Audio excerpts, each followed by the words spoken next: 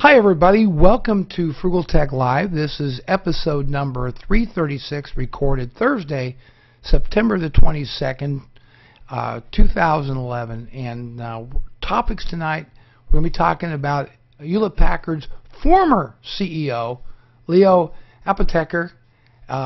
He's out. Meg Whitman, of all people, has been tagged to be the new Chief Executive Officer. So the bad news, I'm going to tell you the bad news about the good news, and 10 reasons why I think Windows 8 will be a big, fat, shining failure in the business world. Confused? You won't be when we come back with this week's installment of FrugalTech-Live.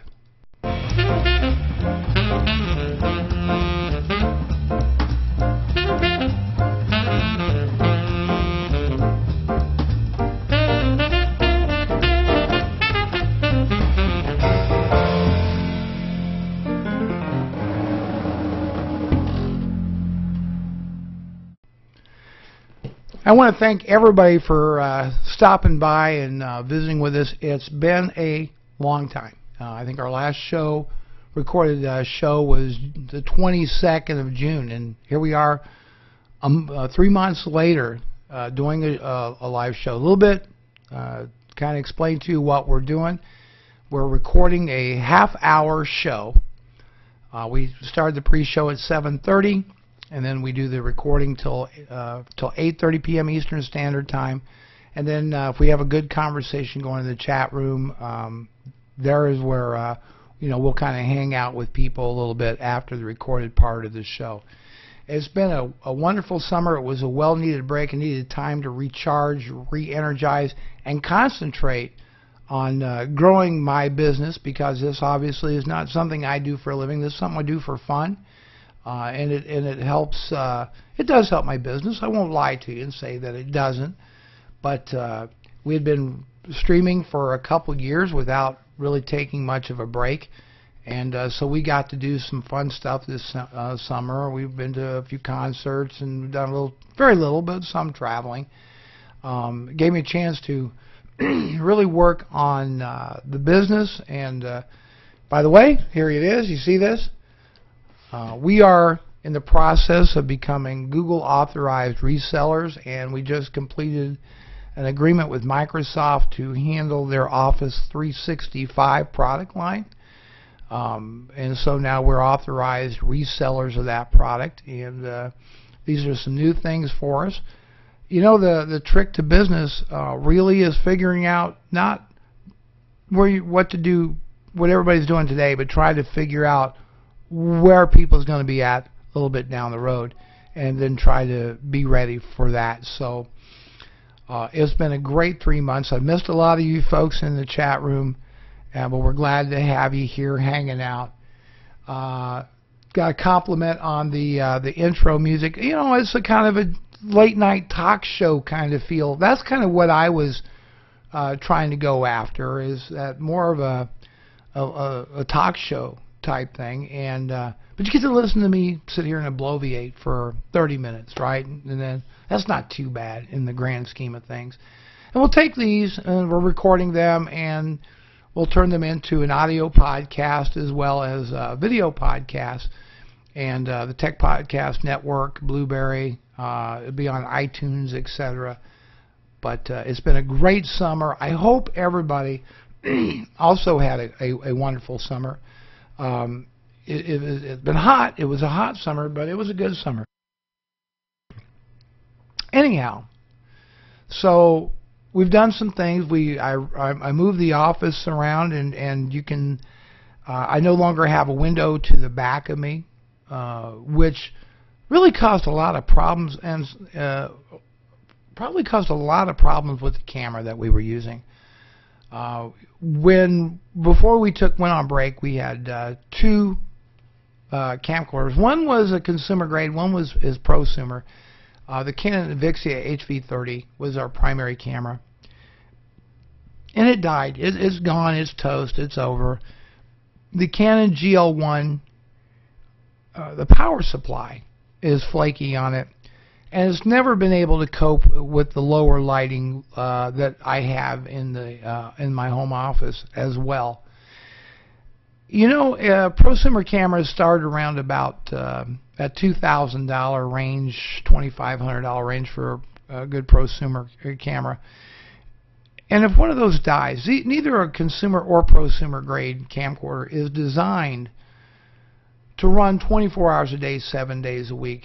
They're just not. They break and they die, and $1,000, $1,500 camera, when it buys the farm, so to speak, you feel really horrible about that.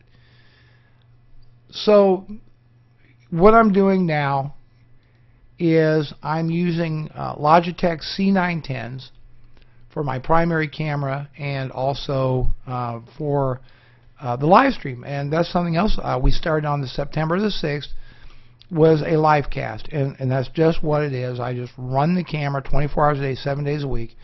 And if I get some time, I like to chat with folks in the chat room.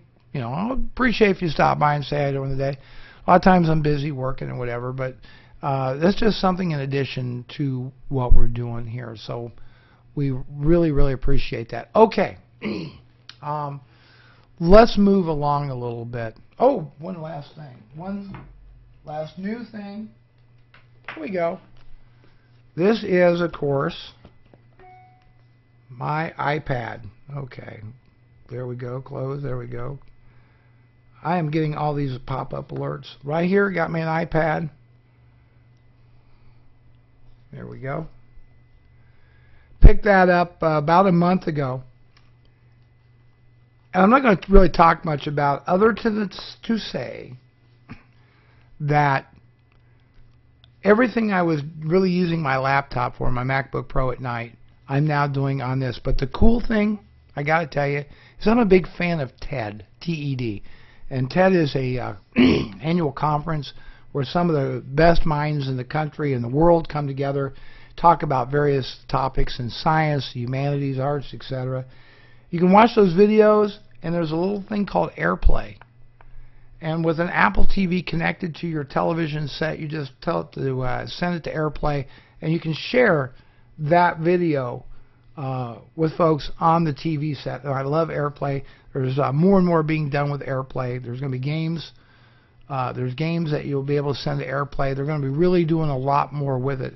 And I bought the smart cover from Apple to go along with it. And it's really, really a handy device. I'm a person a year ago who said, nah, I don't have a need for an iPad. Don't want one. Wouldn't have a use for it. These things grow on you, and they're insidious. The longer you have it, first thing you know, you're collecting apps like crazy on it, and you're finding all kinds of new uses for the iPad. They're a great product. What can I say? We don't really not going to spend much time on that. Should Leo Apotheker been fired? You know what? If you've been an investor in Hewlett-Packard, I bet you're jumping up and down and saying, oh, hell yes, fire that guy. Well, let's talk about what's happened at HP. And do you think he should have been fired?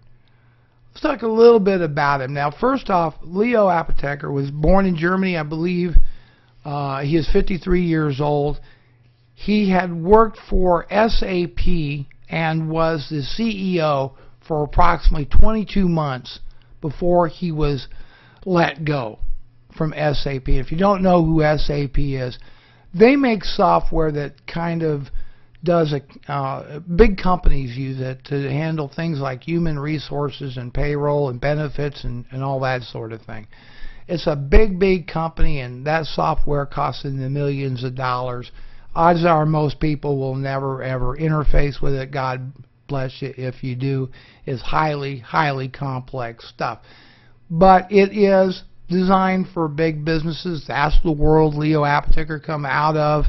And he come into Hewlett-Packard right after Mark Hurd was fired not that long ago. Here's the problem that happened to Leo. And let's take a look during his reign at HP. Number one, the value of your stock is now worth 47% less than the day he took office as the chief executive officer. How's that for CEO success? He abandoned pretty much WebOS. Let's talk about WebOS for a minute. WebOS is the end result of Hewlett-Packard's acquisition of Palm. Remember those guys? And Palm, HP paid $1.2 billion to buy Palm. And WebOS was going to be, now we're going to go back to March of this year. Apotheker's on stage talking about how WebOS is a crown jewel for Hewlett-Packard, how it's going to be in all these mobile devices, and this is the future for Hewlett-Packard. This is what the man says. But guess what he does just a few short weeks ago? Well, it really began, and I think this is important. This really began, I don't know, about a month and a half ago. Large companies that were trying to sell the touchpad that they have, their tablet device, large resellers, Best Buy and others, started calling Hewlett-Packard and saying, you got to take these things back. We can't sell them. People aren't buying them. And they were getting calls. In fact, Best Buy asked the senior vice president of Hewlett-Packard to meet with them personally on how to deal on returning all these tablets. So it's clearly obvious that WebOS was not a hit in the market. These tablets were not a big success. I mean, Best Buy, and then others started calling HP with the same problem, saying we can't sell these things, no one's buying them. What happens next, I think, is quite a shock, is that Apotheker starts off by making an announcement that we're going to just dump WebOS. We're going to quit making the tablets. We're getting out of that business. And they did a fire sale on these tablet computers and sold the 16 gigabit model for what, $99. I think the 32 for like $149, whatever. Sold every one they made. They're all gone. In fact, I hear they're going to do a second run on them and finish out what parts and stuff they got. So that was a major mistake on his part. The next thing is, and this is even worse, is oh, and by the way, we're going to get out of the consumer PC business too. Think about that for just a minute. HP is saying we're going to get out of the consumer PC business. They're a giant in this industry. They have got retailers everywhere, from Walmart to Best Buy, you name it. All of them selling HP consumer PCs, desktops, laptops, etc. It was a total shocker, and in my opinion, an incredibly stupid thing to do. But I got to give you a history lesson here.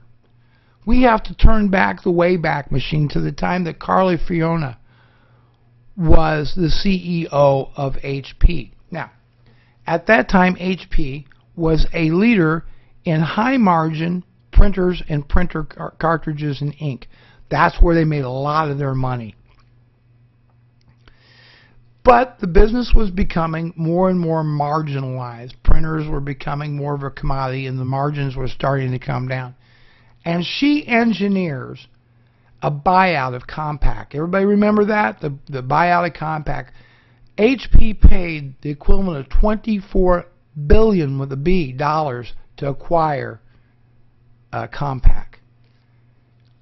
Now, a lot of people question the wisdom of that, and at the time, the PC business was starting to become a low-margin business. The idea of taking one low-margin business and combining it with another low-margin business doesn't mean you suddenly have a large profitable business. Carly Fiorina attempted to say, we're going to, because if we have duplication of Compaq, we have duplication here at HP, by our sheer size now, by the ability to merge and integrate various departments together, we can save billions of dollars in cost structure and have this super big PC making company that will make a substantial profit. That was her goal. Ultimately, that decision cost Carly her job with the board of directors. Cost her job. She got fired, she got canned. Who they hired to replace her with? Mark Hurd. Now, Mark Hurd, by all imagination, was actually pretty popular at HP for some time, especially if you're a computer consultant, because they make their services, their ProLiant servers, and they're very well respected there, and they do work with the channel, as we call it, or computer consulting firms and so forth. He also went about a huge cost cutting. I tell you what he did right away. He fired 10% of the workforce practically day one. Over 15,000 people were let go. He also cut everybody's paycheck 5% at HP. He did that as well. But he increased the market share for HP printers from about 47% to 52%, and he increased HP's market share in desktop computers and laptops. So he was, you may not love working at HP, but if you were an investor in HP, you liked the guy a lot. Unfortunately, he had a bit of a personal issue. You see, there was an outside consultant that worked with HP at the time by the name of Jody Fisher. And it turns out that, and we may never know quite all the facts, but ultimately an ugly sexual harassment suit was filed against Mark. It looked to the board of directors that Mark Hurd might have been padding his expenses and being dishonest about paying her under the table for whatever reason. The whole thing started to get very ugly. Apparently the board had a change of heart and convinced him to resign and paid him $40 million to leave. Paid the man $40 million to go. Now, but by all stretch, about all things, Mark Hurd, was never any proof that he did anything really wrong, other than maybe have questionable judgment on some personal issues. But there was no proof that he ever took any money that did not belong to him, that he actually fudged on his expense reports, any of the things he was accused of by the board. And your stock did very, very well under Mark Hurd. And yeah, Uncle Al in the chat room says, get lost. Here's 40 million bucks, right? If only, right? Yeah, I'll take 40 million. Everybody want me to quit Frugal Brothers software? I'll take $40 million and I'm out the door. So now we've had two CEOs in fairly rapid succession come and go. Carly Fiorina and now Mark Hurd. Who do they hire next? And this was such a shocker. Is Leo Apotheker. Leo Apotheker, who had been let go from SAP. No real experience running a major hardware company. Now they've got this big company. They paid $1 billion for Palm, for WebOS. They're looking for some change. Obviously, a lot of things that happened. The mobile computing onslaught. They thought this is where we need to go. That's why we bought the. That's why we bought Palm. We're doing stuff with WebOS, and then suddenly it's not looking too good. But because of, I think, the failure of WebOS, look, Apple, you're not going to beat Apple at its own game in the tablet computing space right now. You're just not. There's not been a single tablet come up against the iPad that can match a candle in sheer volume of sales, quality applications, etc. We can all agree or disagree as far as specs, price, etc. But the bottom line is no one in the market can hold a candle to what Apple's doing. And rather than redoubling its efforts on WebOS, what does Apotheker do? 6 months after saying that WebOS was going to be a crown jewel, he says we're going to get rid of it. But the very stupid part, as I said before, was to say, you know what? We're going to eject our PC, our consumer PC business, especially when they don't have it. What are they going to do? This is something that should have been kept private, a well thought out, lucid plan. What's he going to do? Now, what direction is HP going to go in? Where's he going to take Hewlett-Packard? And he wanted to buy, for several $1 billion, a company called Autonomy. And they make enterprise business intelligence software that I guarantee you almost no people have ever heard of or ever used or interfaced with. It says, we want to be the next IBM. We want to get rid of all this consumer crap that's dragging us down. And we're going to go into consulting and services, and we're going to be another IBM. What? HP has been known to be a major manufacturer of electronics for its whole entire life. And now you're going to say we're going to get rid of that business and we're going to become a company full of consultants selling high-end enterprise software. It's crazy, ridiculous, nuts.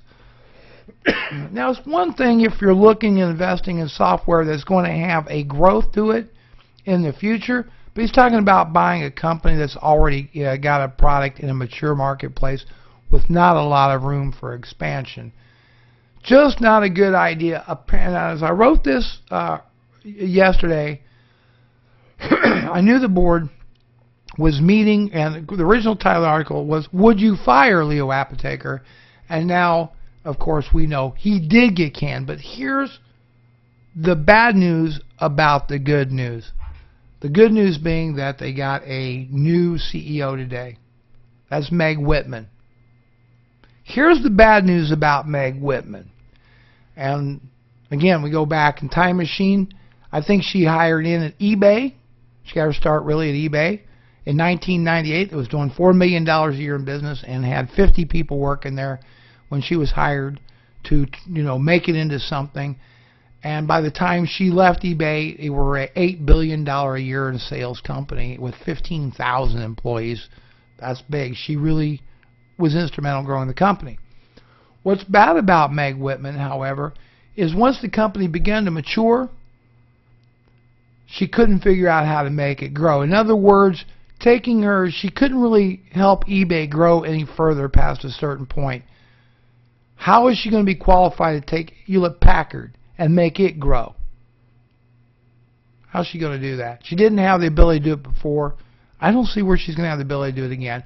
She spent $150 million of her own money in a failed attempt to become governor of California. I don't think she's the right person for the job. Look, ultimately, I think it really boils down to this. You heard me say before we started the show, if you take a look at Steven Sinowski, he is the head guy on Windows for Microsoft, a breath of fresh air, got some vision, has the ability to get people excited about the product. Maybe he's a Microsoft huckster, I don't know. But you're going to have somebody that's truly visionary over at Hewlett-Packard. I suggest that they hurry up and have a meeting with Steve Jobs. Maybe Steve can drop some karma on the folks at HP. They seem to be lost, wandering out in the desert. Who knows? That's my take.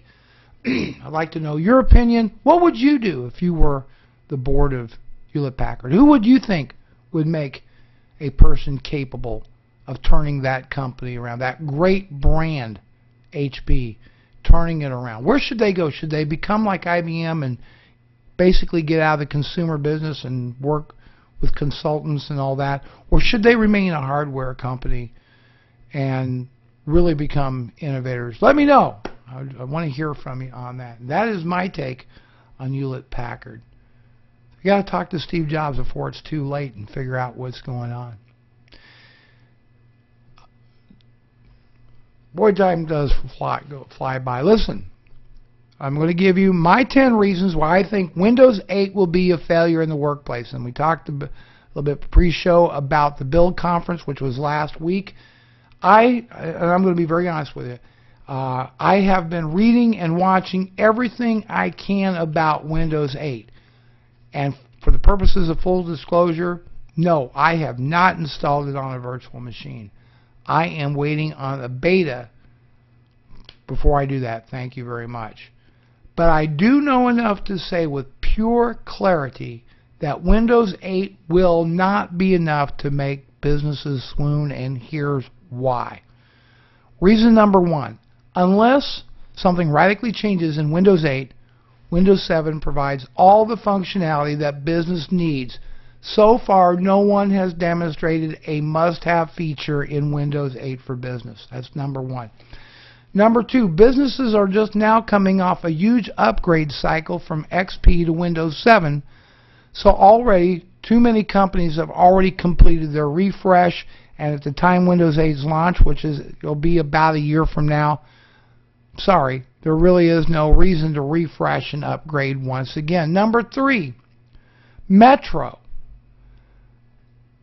Look, Metro is a mobile interface. It's clearly consumer-oriented. You won't be able, for example, to get to the Windows desktop if you're using, say, an ARM-powered tablet. Okay? You're not going to be able to do it. The only thing you're going to be able to do if you get a tablet that's running the ARM processor is to use Metro applications. You won't be able to even get into the traditional Windows desktop. That makes cheap and expensive tablets a non-starter in the business world. Number four, Microsoft themselves have made it abundantly clear that Windows 8 is a consumer operating system. Sorry, nothing here to see, Mr. Business Person. Nothing here to see. Number five, although the touch-based Metro might be great for tablets, I predict with absolute certainty that businesses will want to turn it off right away, thus negating any value of the Metro user interface. They're going to want to turn that sucker off and present you with the good old Windows desktop just like you had in Windows 7.